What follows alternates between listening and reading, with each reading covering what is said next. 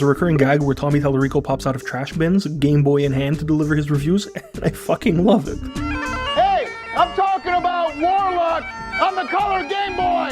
The Cheatmobile is another great segment where co-host Nazanin pops the hood of a PT Cruiser to teach viewers about different cheat codes in specific games. Some of these cheats, they seem to have gotten straight from the developers they'd done features on. Before the internet went mainstream, this was one of the only ways cheats were officially disseminated. You'd have to meet someone in a strange parking lot and they'd show you how to unlock Bill Clinton and Michael Jackson in a boxing game.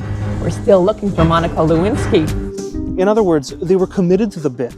They were popping out of garbage cans and talking about cheat codes from the back of their car, not because it helped or added anything to those segments, but purely for the love of the game. And I think that's the root. Regardless of each week's features, they hustled and scouted and brainstormed ways for their show to be entertaining in and of itself.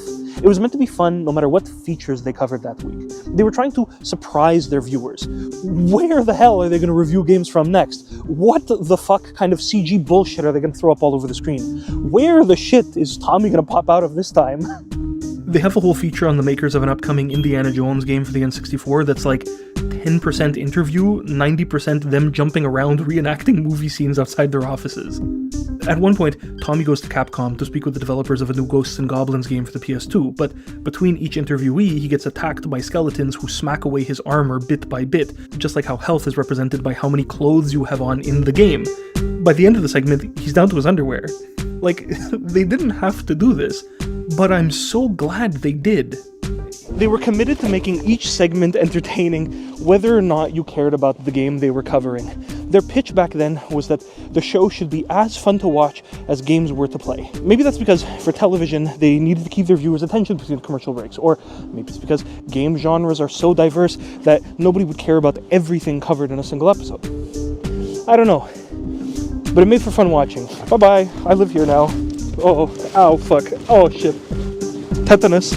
In its early seasons, before the industry got so tight-lipped, the Electric Playground offered a deep look into what went on in the offices of the biggest, or soon-to-be biggest, game studios. Or sometimes in their parking lots. Or in a tree. They interviewed people from a lot of really strange places.